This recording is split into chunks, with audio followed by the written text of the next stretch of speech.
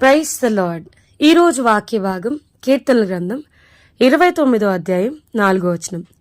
యెహోవా స్వరము బలమైనది, యెహోవా స్వరము ప్రభావం గలది. ఈరోజు ఈ వాక్య భాగం ద్వారా దేవుడు మనతో మాట్లాడుతూ ఉన్నారు. ఈ కీర్తనల గ్రంథం 29వ అధ్యాయం 4వ వచనం కనుక మనం చూస్తే, దేవుడు, మనం ఆరాధన చేసే దేవుడు మనతో మాట్లాడడానికి ఎప్పుడూ ఇష్టపడే దేవుడుగా ఉన్నాడు. He is more eager, more passionate to speak with us, to have a conversation with us. మనం చాలాసార్లు ప్రార్థన అంటే మనం చెప్పాల్సింది చెప్పేసి ఆమేనని ముగించేస్తాం. బట్ యాజ్ ఎ క్రిస్టియన్, దేవుని పిల్లలంగా మనం ప్రార్థనలో కనిపెట్టడం, ప్రార్థనలో వేచి ఉండడం, ప్రభు స్వరాన్ని వినేదాకా ఆయన పాదాల దగ్గర కూర్చోవడం మనం నేర్చుకోగలగాలి.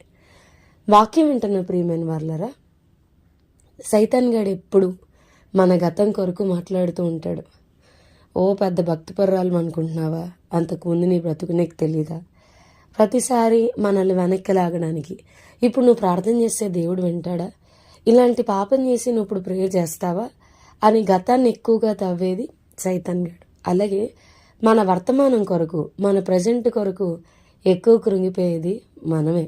ఎక్కువ బాధపడిపోతాం, అయ్యో ఏంటి నా జీవితం ఎలా అయిపోయింది, ఎందుకు నా జీవితంలో ఎలాంటి కార్యం జరగట్లేదని మన ప్రజెంట్ కొరకు మనం ఎక్కువ నా కోసం నేనే బాధపడతాను, మీకోసం మీరే బాధపడతారు. అట్ ది సేమ్ టైం దేవుని స్వరాన్ని వినడానికి మనం ఎందుకు ట్యూన్ అవ్వాలి? పరిశుద్ధాత్మని యొక్క ఆ వాయిస్ని మనం ఎట్లా రికగ్నైజ్ చేయాలి అని అంటే, వాక్యం వింటున్న ప్రియమైన వాళ్ళరా, మన గతం కొరకు సైతాన్ గాడు మాట్లాడితే, మన వర్తమానం కొరకు మనుషులు మాట్లాడుతూ వస్తే, ప్రజెంట్ మన లైఫ్ని బట్టి చాలా స్టేట్మెంట్స్ ఇస్తూ ఉంటారు మనుషులు. నువ్వు ఎందుకు పనికిరావు, నీ వల్ల ఏమీ కాదు. అసలు దేవుడు నేను జ్ఞాపకం చేసుకుంటున్నాడా? దేవుడు నిన్ను చూస్తే అసలు ఏంటి నీ పరిస్థితి ఏంటి? అసలు దేవుడు నీతో మాట్లాడతాడా? ఇంకెప్పుడు నీ జీవితంలో కార్యం జరుగుద్దని వర్తమానంలో ఆగిన మన జీవితాన్ని బట్టి, ఆ పాజ్ని బట్టి మనుషులు మాట్లాడతారు. కానీ ప్రియులారా, మన ఫ్యూచర్ కొరకు మనతో మాట్లాడేది మన ప్రభు ఒక్కడే. మన భవిష్యత్తుని ఎరిగింది మన ప్రభు ఒక్కడే. తన అనాదికాల సంకల్పం చొప్పున ఆయన మనల్ని నిర్మించుకున్నారు. ఎంతో ప్రేమతో, ఎంతో శ్రద్ధగా మనం నిర్మించుకున్నారు. వాక్యం వింటున్న ప్రియమైన వాళ్ళారా, మనం చూస్తే అబ్రహాము 99 ఏండ్ల వాడై ఉన్నప్పుడు అని బైబిల్ చాలా స్పెసిఫిక్గా చెప్తుంది. నా సన్నిధిలో నువ్వు నిందారహితుడిగా ఉండు, నేను సర్వశక్తి గల దేవుణ్ణనంటూ, నువ్వు ఇంకా అబ్రహాము కాదు, నువ్వు అబ్రహాము, నువ్వు అనేక జనములకు తండ్రిగా ఉంటావు. నీ భార్య శారాయి కాదు, శారా, ఆమె అనేక జనములకు తల్లి, రాజులు ఆమె గర్భంలో నుండి వస్తారు అని దేవుడు మాట్లాడుతూ వచ్చాడు. ఇట్లా మాట్లాడినప్పుడు అబ్రహాంకి కనీసం ఒక్క పిల్లాడు కూడా లేడు. కానీ నువ్వు అనేక జనములకు తండ్రివి కాబట్టి నువ్వు అబ్రహాము అన్నాడు. యాకోబు నువ్వు మోసగాడవని అంత సర్టిఫై చేస్తే దేవుడు అంటున్నాడు, నువ్వు దేవునితో పోరాడావు కాబట్టి నువ్వు యాకోబు కాదు, నువ్వు ఇశ్రాయేలే అన్నాడు. నువ్వు దేవునితో పోరాడుతున్నావు, నువ్వు నన్ను ఆశీర్వదించితేనే తప్ప నేను నిన్ను పోనీ అని అంటున్నావు, నువ్వు ఇశ్రాయేలు అని మాట్లాడుతూ వచ్చాడు. అతని స్వభావం ఇంకా దేవుడు ఎంత మనకి ఆయన కార్యాలు అసలు అర్థం కావు. ఆయన the way he conversate with us అనేది చాలా యూనిక్గా ఉంటుంది.